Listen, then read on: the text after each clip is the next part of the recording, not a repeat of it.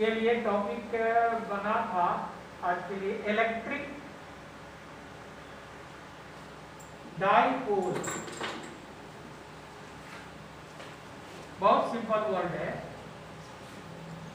Electric dipole. Die मतलब दो, पोल। Word से ही समझ में आ जाता है क्या होगा ये electric dipole. Positive negative charge का एक कॉम्बिनेशन होगा। हालांकि इसमें एक है, ये बात कंडीशन है कि negative charge and positive charge equal होना चाहिए, बराबर। और अगर आप पूछेंगे इक्वल नहीं है तो क्या डाइपोल नहीं बोलेंगे, तो हमारा आंसर है नहीं, नहीं बोलेंगे, तब उसको सिस्टम ऑफ टू चार्जेस बोलेंगे। डाइपोल स्पेशली डिफाइन किया गया है, जैसे अभी इसका एग्जांपल देने के बाद और ज्यादा स्पष्ट हो जाएगा। डाइपोल को बोलते हैं it is an arrangement of two equal and opposite charges placed at a small separation. यानी डाइपोल को ऐसे डिफाइन कर रहे हैं, it is N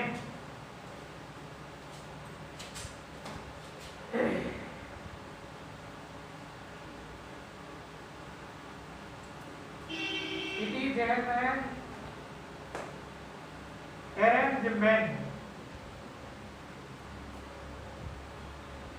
of two equal and opposite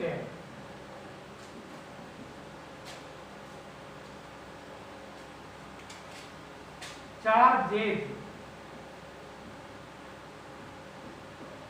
placed at a small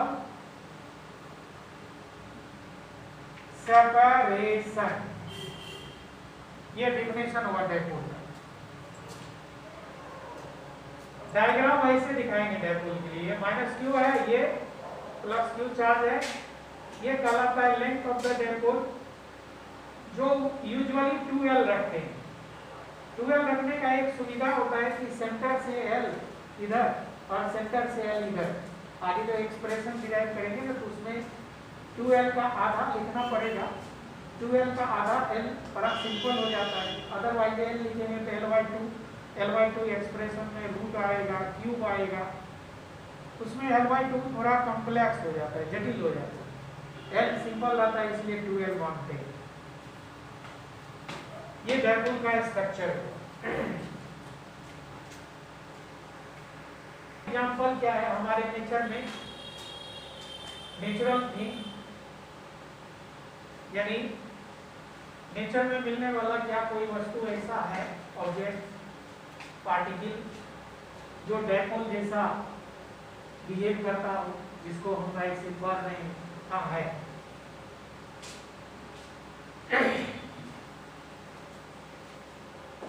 example है केमिस्ट्री में बहुत सारे पोलर कोवैलेंट मॉलिक्यूल पड़े हुए, जैसे HCl।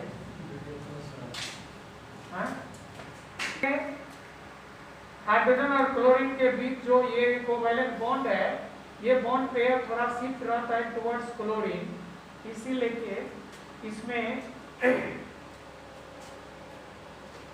नेगेटिव चार्ज और इस पे पॉजिटिव चार्ज डेवलप हो जाता है, नाम पड़ गया डाइपोल। डाइपोल ये एक एग्जांपल हुआ HCl। आगे का एक और मॉलिक्यूल दिखा रहे हैं, H2O, water molecule. Water molecule का जैसे स्ट्रक्चर इस तरह से है, OH। इसमें ये तो पता ही है कि H2O में ऑक्सीजन भी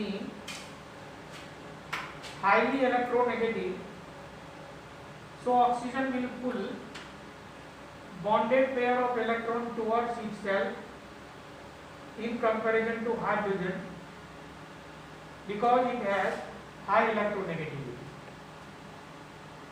बॉन्डेड पेयर इधर खींच लेने के कारण इन पर डेल्टा नेगेटिव, इन पे डेल्टा पॉजिटिव, इस पे डेल्टा पॉजिटिव आ गया।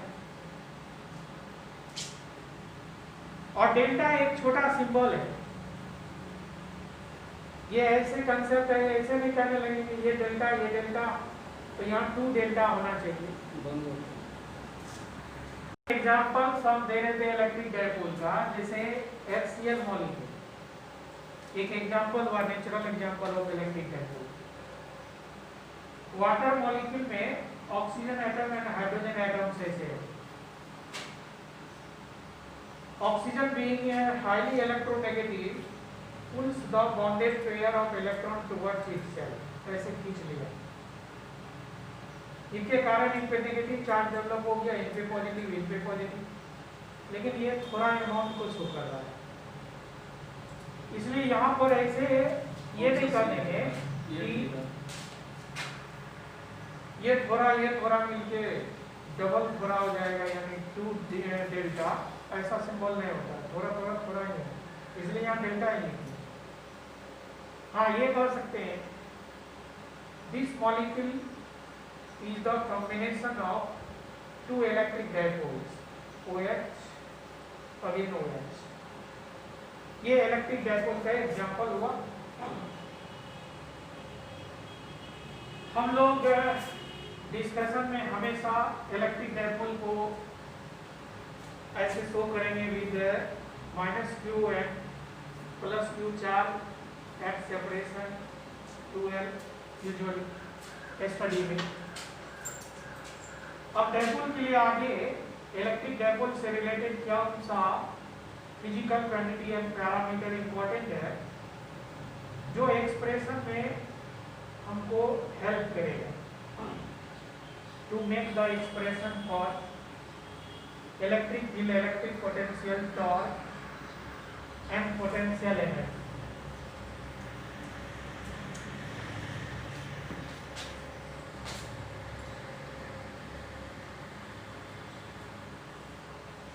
वो फिजिकल क्वांटिटी है electric dipole moment.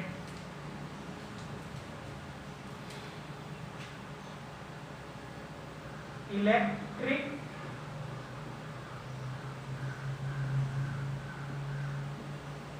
Dipole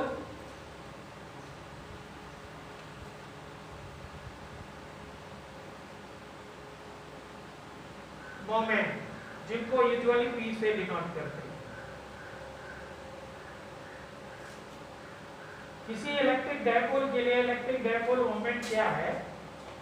electric dipole is an arrangement of 2 equal and opposite charges placed at a small separation। तो इलेक्ट्रिक डायपोल मोमेंट क्या है? ये है दोनों चार्ज जो कि बराबर है, तो उनमें से कोई एक चार्ज का वैल्यू लेंगे और ये वैल्यू को मल्टीप्लाई कर देंगे डिस्टेंस बिटवीन द चार्जेस, यानी लेंथ ऑफ द डायपोल से। मल्टीप्लाई करने के बाद जो एक न्यू क्वांटिटी जनरेट होगा, बनेगा, उस न्यू क्वांटिटी के लिए नाम असाइन किया गया, रखा गया है इलेक्ट्रिक डायपोल मोमेंट। यानी इलेक्ट्रिक डायपोल मोमेंट को बोलेंगे it is the product of either charge, दोनों में से कोई एक charge, and the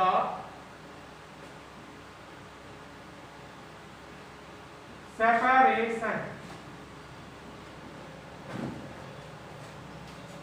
between the charges, यानी length of the dipole। Expressional इनको लिखा जाएगा P equal to modular Q N2L, ये एक्सप्रेशन।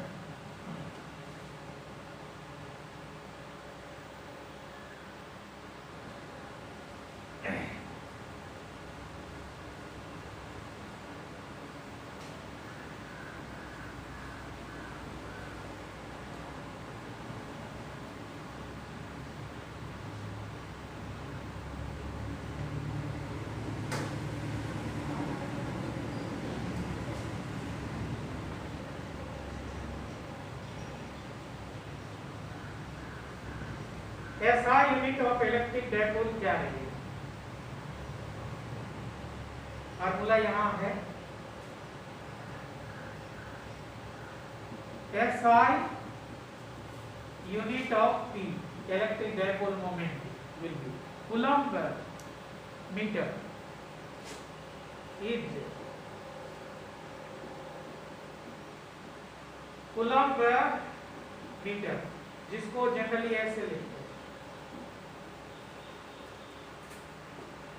ये जनरली एमसीक्यू सब में कई बार देखते हैं, बोर्ड एग्जाम में पूछ दिया है, SI unit of electric dipole moment coulomb metre. Dimensional formula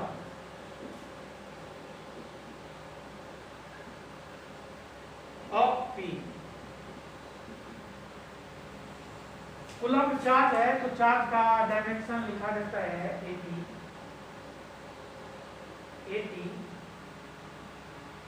और डिस्टेंस के लिए L, थोड़ा अगर अरेंज करेंगे तो LPA लिख सकते हैं, LPA लता। और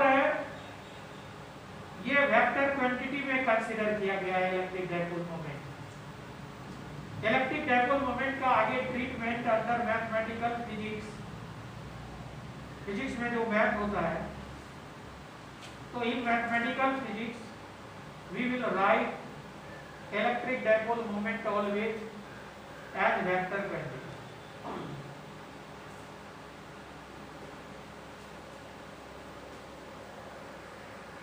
So P electric dipole moment is a vector quantity है। इनका डायरेक्शन किधर से किधर लिया जाता है? नेगेटिव से पॉजिटिव चार्ज होता है। Directed from negative to positive charge. ये ऐसा माना गया कि नेगेटिव से पॉजिटिव की तरफ इनका डायरेक्शन लेंगे डायपोल मोमेंट का। और डायपोल की केस में अगर डायपोल मोमेंट जैसे वेक्टर क्वांटिटी है, ये वेक्टर क्वांटिटी है। अब इसमें एक छोटा क्वेश्चन जो कंसेप्ट ऑफ फिजिक्स में दिया है वो हम दिखा देते हैं आपको। डायपोल मोमेंट का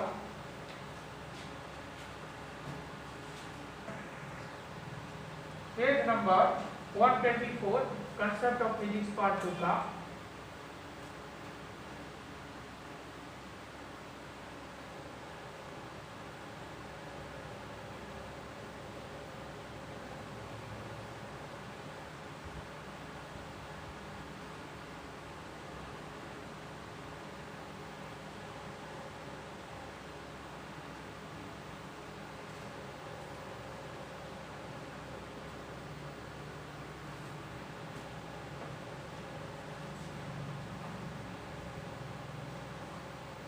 page number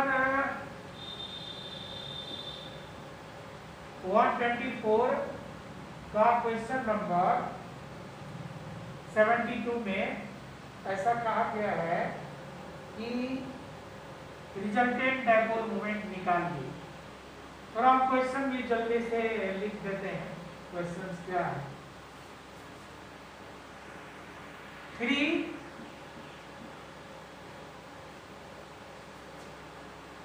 charges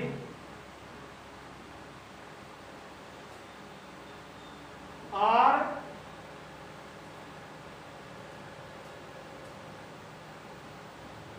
arranged on the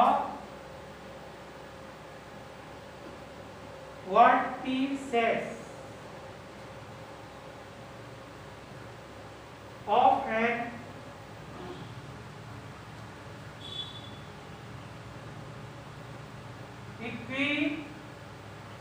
equilateral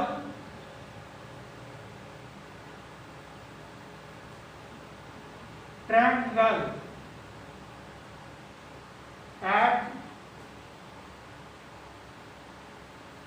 shown in figure.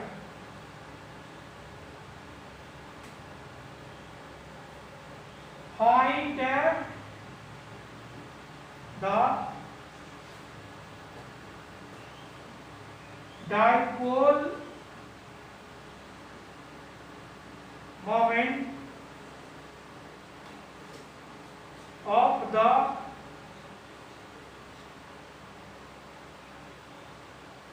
combination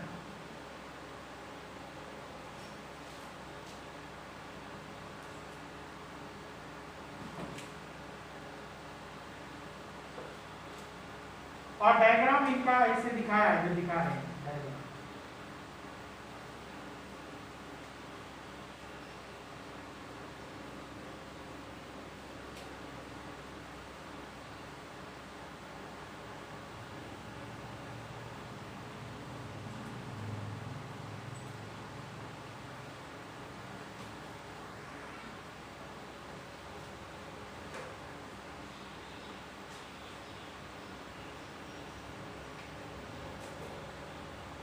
diagram में इसे इक्विलैटरल ट्रायंगल में दिखाया है।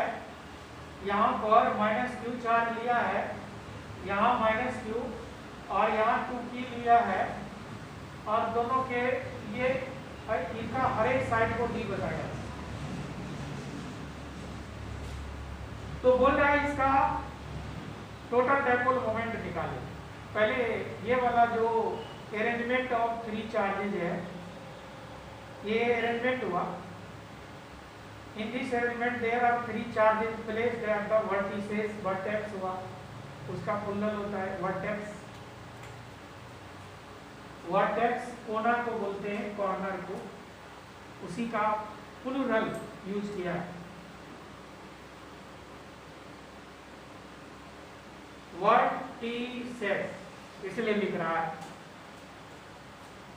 कि 3 charges are placed at the vertices of the equilateral triangle। अच्छा ये देखना है कि ये 3 charges जो रखा तो इससे कितने डायपोल बना, 2 बना। एक -q प्लस q, एक -q प्लस q, जिसको हम ऐसे समझा रहे हैं। This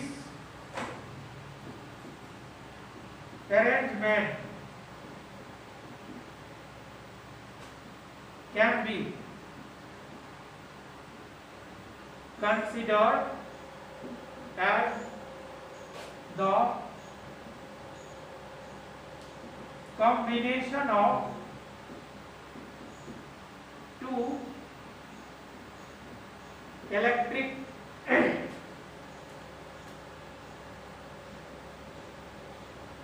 dipoles। ऐसे है कॉम्बिनेशन।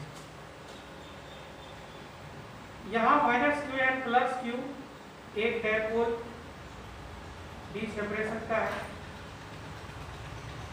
और यहाँ -q एंड फिर यहाँ +q ये दूसरा डायपोल है।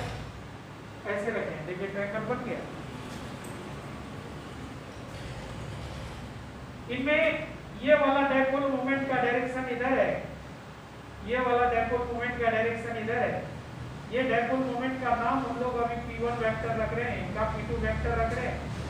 इक्विलैटरल ट्रायंगल का कॉर्नर एंगल 60 होता है, इसकी वजह से P1 वेक्टर P2 वेक्टर का वैल्यू कितना आएगा? वैल्यू होता है product of either charge and distance between them, जो कि d है, qd। P2 वेक्टर का अभी कितना आएगा? qd। ये निकालने लगेंगे। 2 वेक्टर्स का रिजल्टेंट निकालने में ट्रायंगल लॉ वेक्टर एडिशन लगाते हैं 11th में पढ़े हो, triangle law vector addition.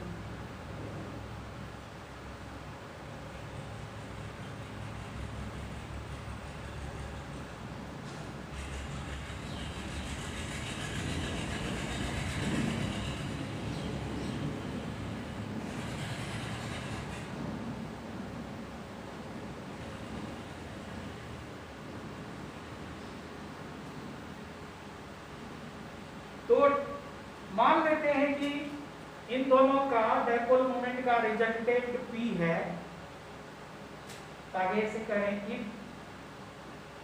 P vector be the resultant vector of P1 and P2, then mathematically ऐसे शो करते हैं ना कि P वेक्टर इक्वल टू होगा P1 vector plus P2 vector के। जब मॉडुलस लेना होगा तो इधर लगाए मॉडुलस, इधर भी मॉडुलस मॉडुलस, लेकिन दो वेक्टर के एडिशन का मॉडुलस का फार्मूला क्या है 11th में तो पढ़ाया गया होगा, root under modulus of P1 vector का square modulus of P2 vector का square plus twice of modulus of P1 modulus of P2 and cosine of angle between them, ये फार्मूला।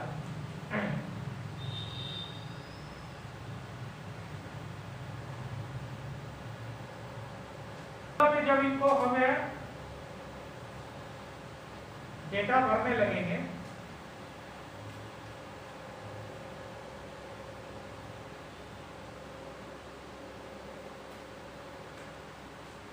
तो P1 का मॉडुलस है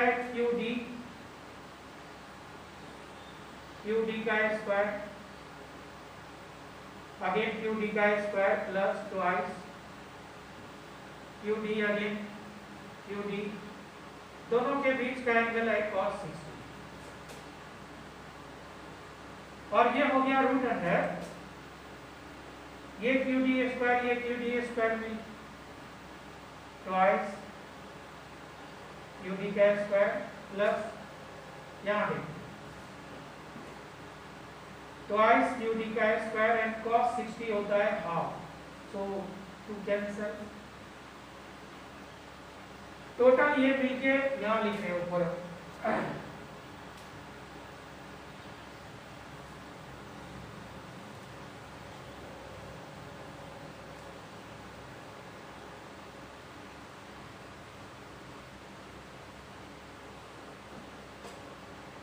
टोटल ये मिलके आएगा modulus of P vector equal to root under thrice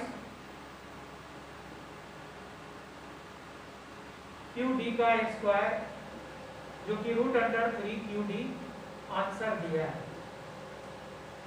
थोड़ा हम इसका डायरेक्शन भी डिस्कस कर लेते हैं कि ये भी तो वेक्टर है, ये जो दो वेक्टर के सम से बना है, दो वेक्टर के सम का रिजल्ट भी तो वेक्टर है, उसका वैल्यू ये है। वेक्टर क्वांटिटी में दो इंफॉर्मेशंस होता है, वेक्टर क्वांटिटी का डायरेक्शन होता है, मैग्नीट्यूड होता है। मैग्नीट्यूड तो ये निकाले, लेकिन अगर मन में ये क्वेश्चन एराइज हो डायरेक्शन क्या हो, उसको भी हम डिस्कस कर रहे हैं।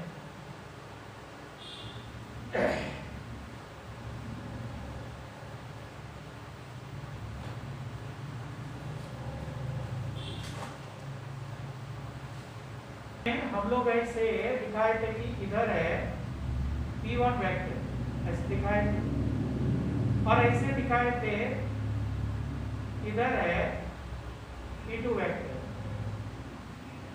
ये दोनों यहाँ आके टर्मिनेट करता है, तो इसको आगे बढ़ा सकते हैं, इसको उठा के यहाँ रखें, यहाँ ये P2 वेक्टर हो गया, P1 को यहाँ रखें, यहाँ रखें, और ये P2 हो गया। वैल्यू में बराबर है, इसलिए एक अनुमान से ये डायरेक्टेड लाइन सेगमेंट का लेंथ और ये लेंथ इक्वल लेना चाहिए, वैल्यू इक्वल है तो 60 का एंगल बना रहा है, इसलिए दोनों का रिजल्टेंट बीच से पास होगा। ये 30 का एंगल बनाएगा इनके साथ भी इनके साथ। अदरवाइज आप इनको फार्मूला से बनाना चाहते हैं तो ये हुआ P2 वेक्टर, ये P1 वेक्टर है और ये P वेक्टर है। ये इसके साथ अल्फा एंगल बना रहा है, लेकिन ये पता है 60। और हम लोग जो क्लास 11 में जो फॉर्मूला पढ़े हैं tan अल्फा, याद आया? इक्वल टू ऐसे पढ़े थे, modulus of b sin theta by modulus of a plus modulus of b n cos theta पढ़े थे। यहाँ b कौन है? ये दूसरा वाला, ये P1, और a कौन है? ये। तो यहां लिखा जा सकता है P1 vector sin theta by P2 vector का मॉडुलस प्लस P1 वेक्टर का मॉडुलस इनटू cos थीटा। ये दूसरा वाला हुआ ये B। P2 कितना है? QD लिखिए sin 60 बाय QD cos 60। और इसका कैलकुलेशन हम यहाँ शो कर रहे हैं। तो tan अल्फा इक्वल टू हुआ QD sin 60 हुआ √3/2 by QD plus QD cos 60 half होता है। ऐड करिए, सिंपलीफाई करिए। ये QD √3/2 आया बाय QD 3/2 आया, जो कैंसिल हो गया, 2 भी कैंसिल हो गया, √3/3 जो कैंसिल होने से 1/√3 जो 30 के बराबर होगा। तो मिल गया ये अल्फा 30 डिग्री है, जो हम यहाँ बात कर रहे थे 30 का एंगल बनाया। ये फार्मूला से भी निकल के ले आए। फ्रेंड्स, हम इधर से रेगुलर अपना क्लास का वीडियो अपलोड कर रहे हैं YouTube पे। आपको पसंद आ रहा होगा, धीरे धीरे हम भी इनमें इम्प्रूवमेंट जो गुंजाइश है बना रहे हैं। हम आशा करते हैं कि आपका धीरे धीरे पसंद चॉइस और बढ़ने लगा होगा। सब्सक्राइब करना नहीं भूलिएगा, लाइक करना नहीं भूलिएगा, क्योंकि ये चीज़ मोटिवेशन हम लोगों को देता है। तो प्लीज़ मोटिवेट करते रहिए। Thank you.